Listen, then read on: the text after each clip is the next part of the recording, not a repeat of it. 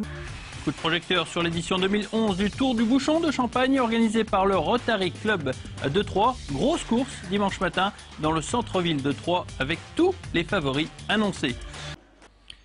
Comme chaque premier dimanche du mois d'octobre, le Rotary Club de Troyes donne le coup d'envoi du Tour du Bouchon de Champagne. Et cette année, c'était la 25e édition. Une compétition très relevée cette année avec les meilleurs athlètes au bois et tous, je dis bien, rêvaient de gagner. 14 coureurs partent en tête de ce premier kilomètre et tous les favoris sont pour ainsi dire là. Zieba, Michon et Bourgeois du TOS, Gentil, Doria, Paris et Enfer d'Aix-en-Othe, Schneider de Lussac, Moret de Lars, ainsi que Liafori et Badawi de l'ASPTT Auxerre.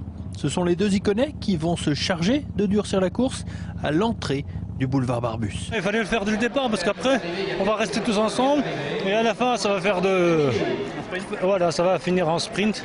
Et les courses de maintenant, il faut que ça parte dès le départ, sinon s'il n'y a plus de course quoi. Après avoir opéré une sélection, les poursuivants reviennent tout de même sur les deux fuyards grâce à Alex Doria qui fournit l'effort en compagnie de Zieba. Derrière, Schneider et Grandemange s'accrochent, tout comme Bourgeois et Moret un peu plus loin. À hauteur du bassin de la préfecture, ils ne sont plus que 3 en tête.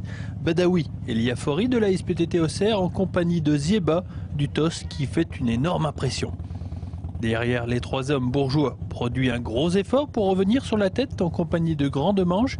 Il y parvient enfin sur le boulevard du 14 juillet. J'ai décidé de faire l'effort, j'ai vu que ça allait bien. J'ai fait l'effort pour revenir sur eux. J'ai fait un gros effort d'ailleurs. Je me suis maintenu à eux pour récupérer un petit peu. Mais voilà, Grégory Zieba n'a aucune envie de partager le succès avec ses 5 compagnons d'échappée. Il se fait la belle à hauteur du boulevard Gambetta.